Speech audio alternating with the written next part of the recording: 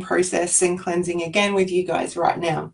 So again, take a moment, clear your space, uncross everything. Now I'm racing into this. Just relax, uncross your legs, uncross your arms so that the energy flows through you. Normally I would do this outside barefoot on the lawn, but many times I will do it inside. Doesn't really matter because, well, it's really comes down to you holding the intent of doing these things. So let's get into it.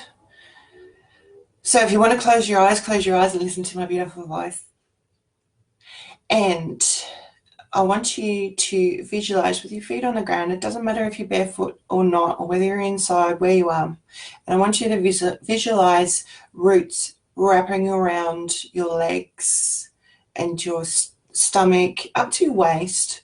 And I want you to imagine those roots just going into the ground, wrapping around your body, your lower body, and going into the ground, right down to the core, the center of the earth. And as that's happening, you can imagine that those roots are taking away any worries or concerns that you might have, any negative energy that you want to transmute into the earth. And just visualize those roots wrapping around your lower body, your legs, and going deep into the ground, into the core of the earth. And as you're doing that, I want you now to just visualize opening your crown chakra. So it doesn't matter whether it's nighttime or daytime or any time. Just visualize divine light coming down through your crown chakra, all through your body, filling up your body all the way from your head down to your toes. Okay? And as it's doing that, as it's filling your body, I want you to visualize every breath that you take in. Take a breath in through your nose. And each breath that you take in through your nose, you're absorbing that light. And every breath that you exhale with, you're releasing any worries or concerns out into the universe for transmutation. Just let it go, whether you want to, depending on your beliefs, whether you want to let the angels take that breath, that worries, those concerns away for you. Whoever you connect with can take that away for you. So breathe in the divine light and out any worries or concerns. So as you're doing that, take a deep breath in, absorb the light through your body, and allow it to go down to your root chakra. Now your root chakra is near your tailbone and it resonates to the color red. So as that light swirls around in red around your root chakra, just imagine that it's clearing and cleansing that chakra. Clearing and cleansing, clearing and cleansing. As you take another deep breath in, we'll take that down to the sacral chakra, which resonates to the color orange. And as that swirls around in the color orange with the divine light, clearing and cleansing that chakra, we allow it to clear and cleanse. And we take another deep breath in, and we take that in down to our solar plexus. It resonates to the color yellow. And we imagine that yellow and that divine light swirling around that chakra and clearing and cleansing any worries or concerns, clearing and cleansing all of that stuff away from you. Balancing those chakras. We take another deep breath in, and we take that down to our heart chakra, which resonates to the color green, an emerald green. And you can add a little bit of pink color in there as well for love. And allow that to swirl around your heart, the colors and the divine light mixing together, clearing and cleansing that chakra. We take another deep breath in. And this time we're going to the throat chakra, which resonates to the color blue. And we clear and we cleanse and we swirl it around the color blue around our throat. And as you're doing this, in any of the chakras, you might ask for specific things like clear away, help me to speak my truth, Help me clear my throat chakra so that I can say the things that I need to say, or anything that resonates with you if you're feeling any blockages in any of these chakras. And now as we take another deep breath in, we're going to go down to, we're going to go to our third eye. And we're going to open our third eye as the colour purple resonates around the top of our head. And we can ask that you please help me to open and clear and cleanse my third eye so that I can see that of which I need to see. And take another deep breath in of the divine light. And as we do so, we just allow it to flow through our body and around each of the chakras, just filling and cleansing and clearing everything that's in our system. And as we do that, then we imagine the white light, that divine light, overflowing out of our crown chakra all around our body, all around us, and it's protecting us. And we can have that overflow out into the room or the area that we're in. And allow that to flow out further through the whole house or wherever you are. Allow it to flow out, that white light to flow out into the street, into the suburb, into your city, into your town, wherever you might be.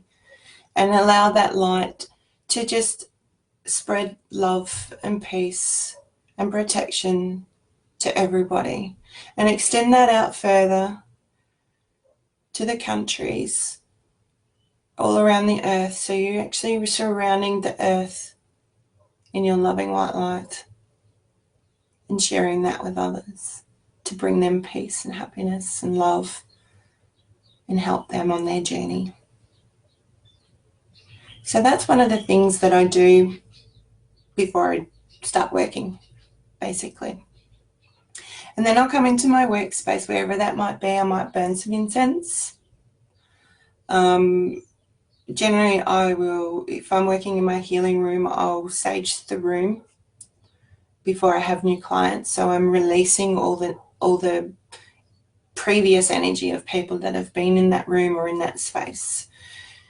And if I'm working in a different space, I will still do that, just to completely cleanse the room that I'm in or the area that I'm working with, so that when I do start readings, there's no other energy around that can interfere with that. I'll have various different crystals. I might hold on to some. I might just be surrounded by different ones. For me, crystals are all about amplifying your energy, spirit's energy, and helping it to come through a little clearer. I also have candles everywhere, because candles will also disperse any negative energies around you. And it's just about being in a really cleansed space. Then I will, as I opened myself before in the grounding, I will visualize that again and ask that source give me all that I need to help myself and to help others with any readings or healings or guidance that I can give to people. So I'm opening myself to receiving messages. Each time that I work with someone, especially on the group pages, this is very important, is that I'll always cut the cords to that person once I've finished the reading. Now, cutting the cords, you can do this in a variety of ways. I have like a mini version, and I have a very deep process version that I work with people in groups individually as well. But for the purpose of cutting cords, I do this between every person that I work with to release their energy, and I also do it every night before I go to sleep. And again, it comes down to what your beliefs are. I use Archangel Michael, and I will say to Archangel Michael, I will say to him, please cut the cords to everything and everyone. Thank you. And it's as simple as that.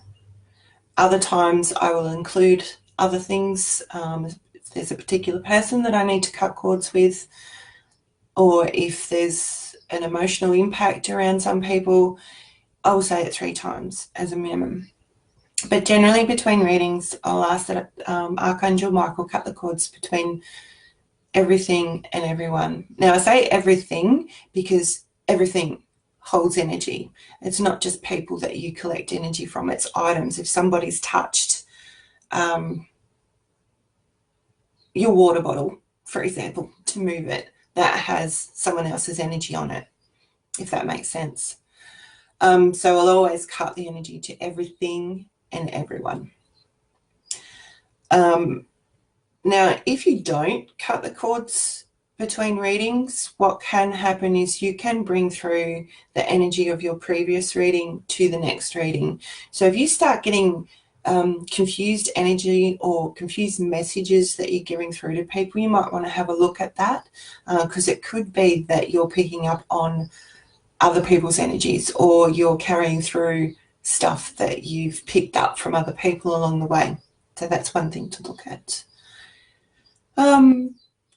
What else is there? Oh, I guess when you finish working, particularly at the end of the day, you might want to visualize closing the door to your crown chakra and just holding the intent that you're closing the door to spirit messages.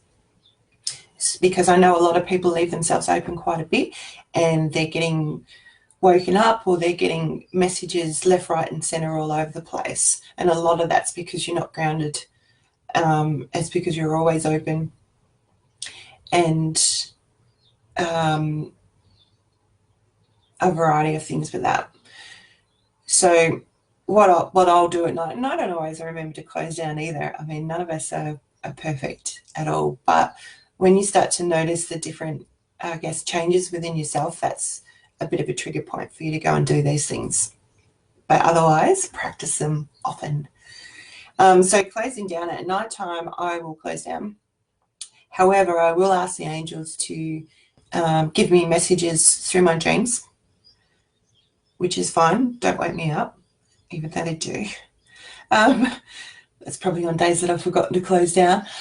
But to allow me to get messages through my dreams and to allow me to remember those the next day. Because a lot of the stuff that comes through to us, we don't actually have conscious awareness of, but we know it within our subconscious mind. The spirit world has no time preference. They don't know when we're sleeping, we're awake. There is no time in their world. There is no time. So we do need to close down to them so that we can get our rest and re-energize so that we can do more of this sort of stuff.